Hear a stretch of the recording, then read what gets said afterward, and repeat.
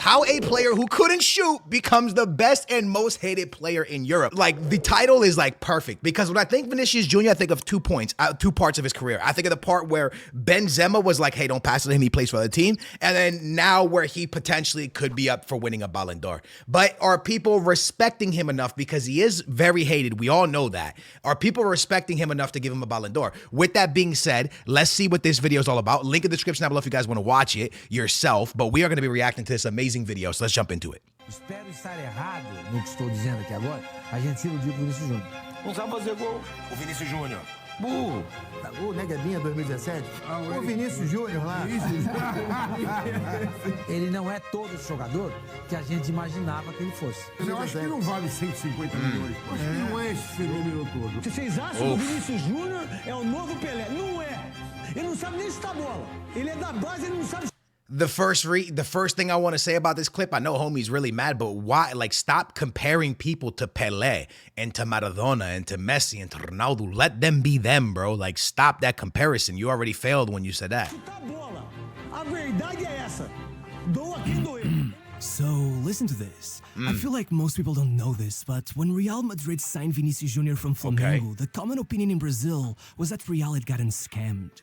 People were calling it the biggest heist in football history. Back then, it felt like no one in the country rated him. They didn't even think he was good enough to play in Brazil, let alone Real Madrid, but that leaves the question, why exactly did Real Madrid sign him? I mean, when the contracts were done, Vinicius had only played one single game for Flamengo and it wasn't a good one. But forget the fact he had made a mess every time he touched the ball. Real Madrid based a 45 million euro decision on just 13 seconds of high-level action. That's all the possession he had that day. They made him the most expensive underage player in history after 13 seconds on the ball.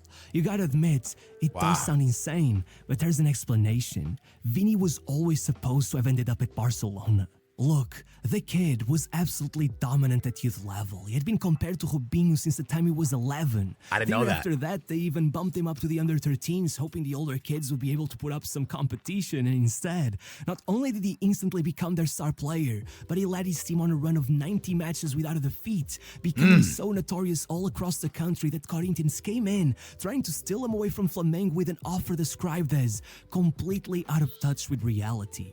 As much as Flamengo kept telling him to, you know, take things easy, follow Neymar's footsteps, stay in Brazil for a while, there was no stopping him. The next summer, he joined Brazil for the Under-15 South American Championship, and after 6 goals and 5 assists in just 5 games, not only were they champions, but European scouts were already swarming him like vultures. And then, well, having only just turned 16, Vinicius led his team to the Under-17 Carioca, defeating Vasco 10-1 in the final, and then joined the Under-18 Dance, Vini, dance. Copinha and outshined everyone, meaning suddenly, Barcelona went all in for his signing, offering Flamengo the 30 million they defined in his release clause. Go read any newspaper from back in the day and they were all claiming Vinicius was already a Barcelona player. Even his old agent went on to tell the press that Vini was a massive Barcelona fan, that he had cried watching their comeback against PSG. But then, the Under-17 South American Championship started and everything changed.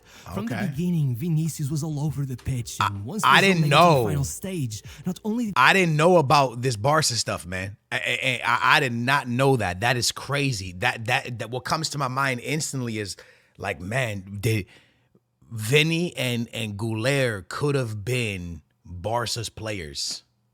That's just wild to think about, bro. That's crazy. He come up clutch with 5 goals and 2 assists, but he made sure to steal the spotlight every time, either lobbing the keeper, putting it between his legs, or outright scoring the goal of the tournament. At one point, even lobbing 3 players in a row to make sure that alongside the Golden Boot and the title of South American champion, he'd also take the Player of the Tournament award. By the end, he had the 3 biggest newspapers in Spain talking up how Barcelona had already secured the transfer of the next Neymar. And let me tell you one thing, Real Madrid weren't making the same mistake again. If once they had allowed Neymar to slip right between their fingers and straight into the Camp Nou, this time they were looking for revenge, and the message was simple. Wherever Barcelona are willing to pay, we will pay more. So once he debuted for the first team a couple weeks later and the whole thing turned out to be a disaster, it wasn't even that they were excusing his performance on the basis that he was still only 16.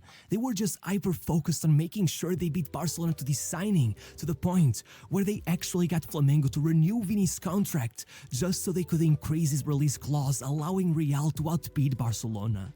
When the move was announced, everyone's jaws dropped to the floor. 45 million for an unproven, unknown 16-year-old. Only two Brazilians had ever demanded that much money, Neymar and Kaká. So now, to the eyes of the public, he had no choice but to play as well as them. But that just didn't happen. 3 more substitute appearances came and nothing. Then they tried to put him in the starting 11 and the only thing that achieved was attracting even more attention to the fact that things were going wrong. And suddenly, even Mundo Deportivo was reporting that Real Madrid's 45 million euro man kept disappointing. 5 matches later, Vinicius was already getting dropped and still, it was only 2 months later that he hit the lowest moment of his career, being subbed in the 75th minute, only to be subbed out before the game was over, becoming the biggest joke in the entire country.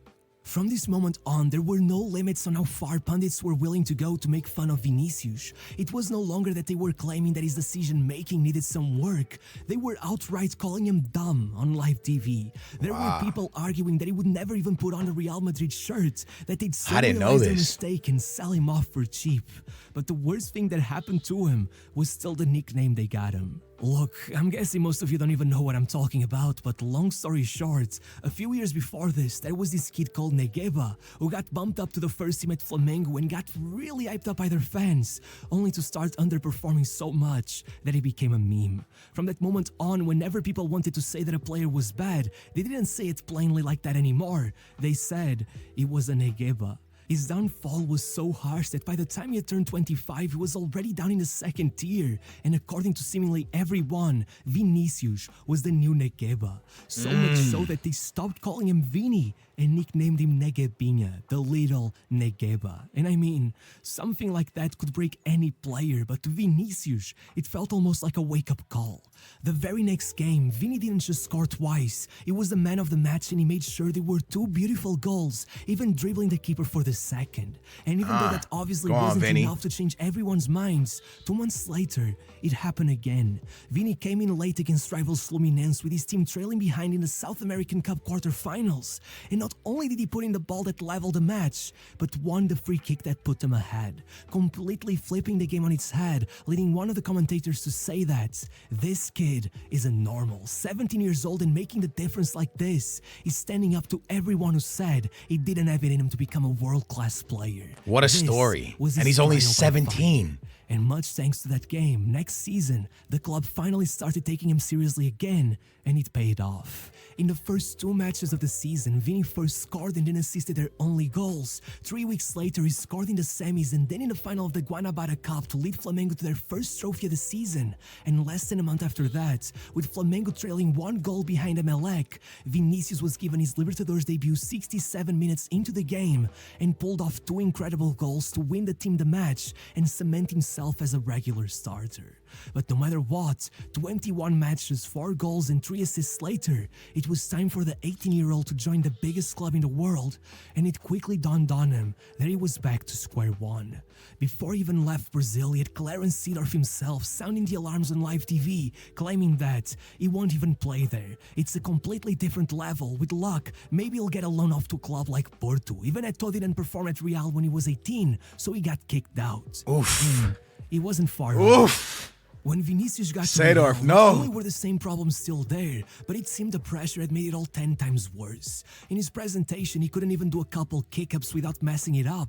And when they gave him his presentation was terrible, United, I remember no it. matter how much he kept dribbling, there was no end product. And so, they decided he'd start the season splitting his time between their under-19s and the B team.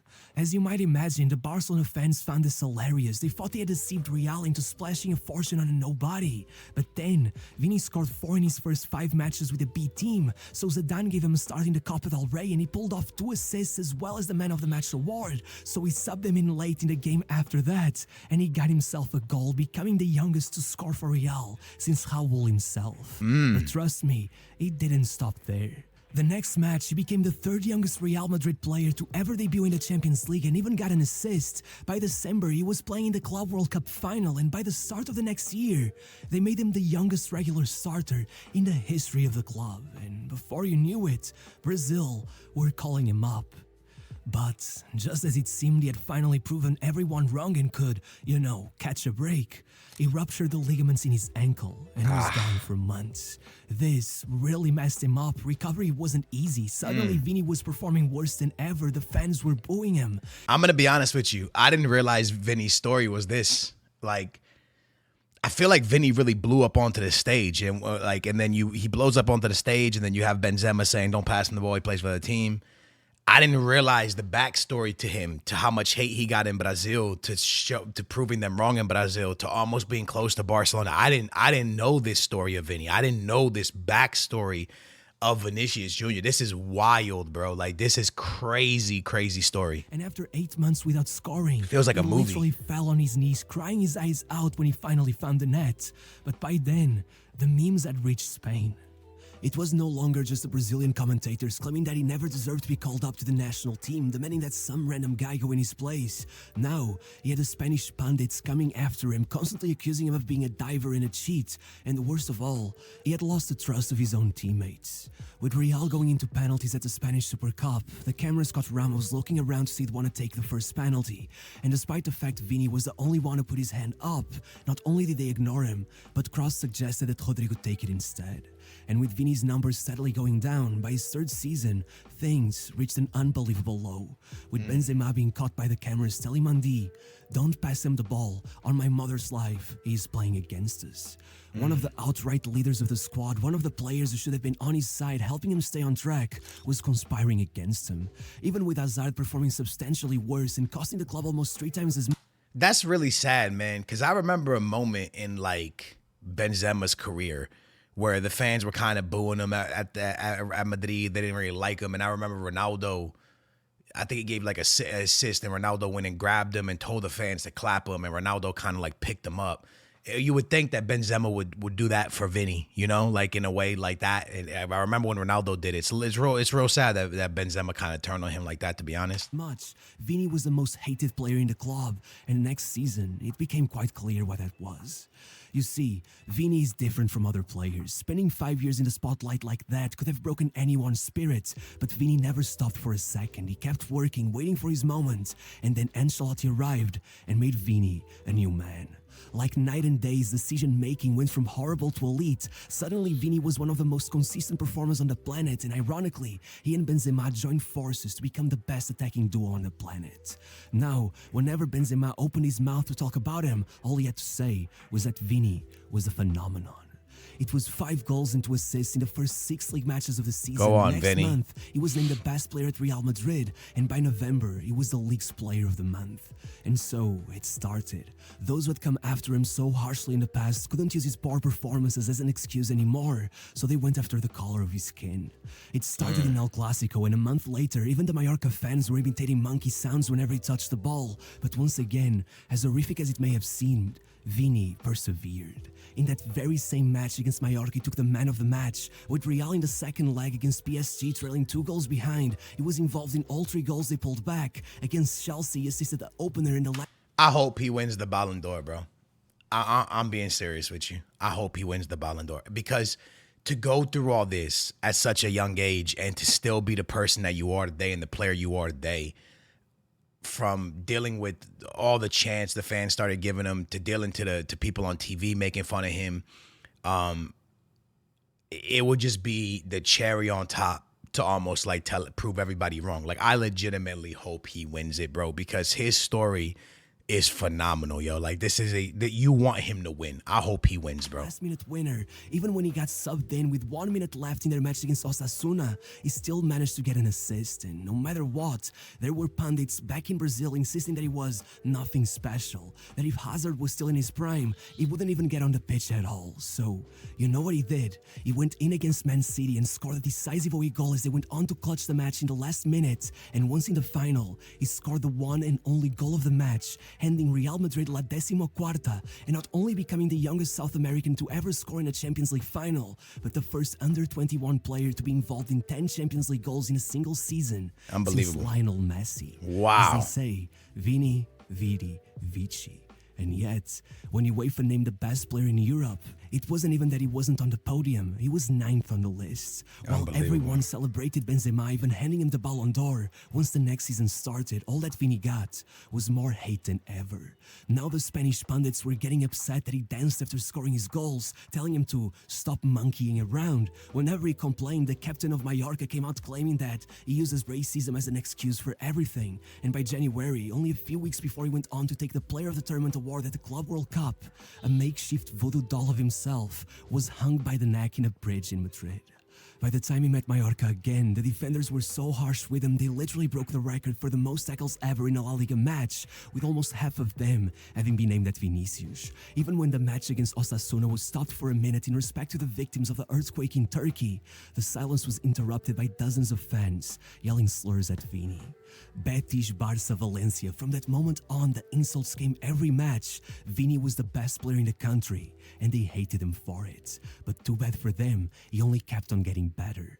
From January onwards, he went on a run of 27 goal contributions in 26 matches and kept pulling off one miracle performance after the other. From being 2 goals down to Liverpool and coming back to win 5-2 while being involved in 4 of the goals, to losing the first leg of the Copa del Rey semi-finals at home, and then scoring and being involved in 2 other goals at the Camp Nou to beat them 4-0. And eventually, not just pulling off 2 assists against Chelsea to make himself the competition's top assist provider, but scoring Real's only goal as they got knocked out by eventual champions Man City, leapfrogging the phenomenon himself in the Champions League goal-scoring charts. Crazy. And still, just as it seemed it was time to celebrate, the situation got dire.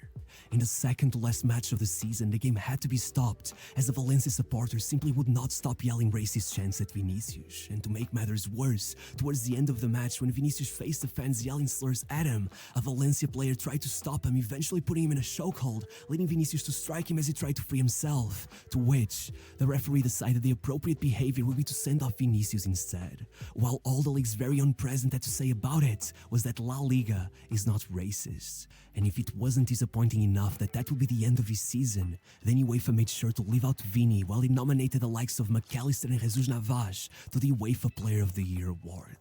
But worry not, because a year later, even through injuries, even with Vini himself admitting that racism is killing his love for football, he scored or assisted against every team he faced, leading Real to the Champions League final once again. And with the fans now starting to chant Vini Ballon d'Or during their matches, I have one message for Dortmund: be very, very scared. That is one of the most phenomenal videos I've ever watched. I think y'all should give it a watch. Link in the description down below for this amazing channel. Unbelievable Vini story. Unbelievable video. I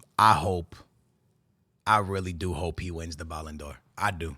I hope he wins it, lads. I hope he wins it. It would be amazing if he won it. I think he deserves it. I think he's a phenomenal player, but his story is even better. I hope you guys enjoyed it, man. I'm shocked, man. I did not expect that, you know. That was probably the quickest 14 minutes ever. That went by so quick. That was an unbelievable story. And like I said, all I get from it is I truly hope that Vinicius Jr. wins this Ballon d'Or. You know, when I think about the Ballon d'Or right now, I don't know exactly what's going to happen. Because when you look at the Ballon d'Or, I personally think that Vinicius Jr. deserves the Ballon d'Or for everything he did with Real Madrid. But if you go based off of Messi's World Cup season, I believe Dani Carvajal deserves the Ballon d'Or. Now, before you freak out, let me explain. Messi's stats were not better than Haaland's, but he won the World Cup, so they gave him the Ballon d'Or. Dani Carvajal won every single competition you could win as a football player. He won La Liga. He won the Champions League. He won the Euro 2024. He was the most important player, in my opinion, against Man City in the Champions League, and he was one of the most important player in the Euro. So his stats are not the best, but the facts are he won everything. So if you're going based off of how Messi won the Ballon d'Or, Dani Carvajal would deserve it. And if it wasn't him, it would be Rodri. But Dani Carvajal won more than Rodri because he won La Liga and the Champions League and the Euro. if you're going based off of stats and how important he was, I think Vinicius Jr. deserves it and should have it and should win the Ballon d'Or. But if you're going based off of how Messi's season was, you got to give it to Dani Carvajal or Rodri. But Dani Carvajal won more than Rodri. So I just don't know how the Ballon d'Or is actually given out anymore. I don't know how, I don't even look at it seriously anymore because I'm so confused by how it's given out. And it's been so many robberies that I don't even know what to expect. But like I said, if you're going based off of what a player won, like when Messi won the World Cup and they gave him the Ballon d'Or, Dani Carvajal won everything he could possibly win in a season. So does he get it? Do you hand it to him because he's won everything? Or do you hand it to the individual best player in the world this season? And I think it would be between Jude Bellingham and Vinicius Jr. And I think Vinicius Jr. pushes a little bit ahead of Jude Bellingham and should win it. That's how I see it. But if you're going based off of things that a player won, it's got to go to kind of Carvajal or Rodri. But Vinicius Jr., I think, was the best individual player on the planet this season.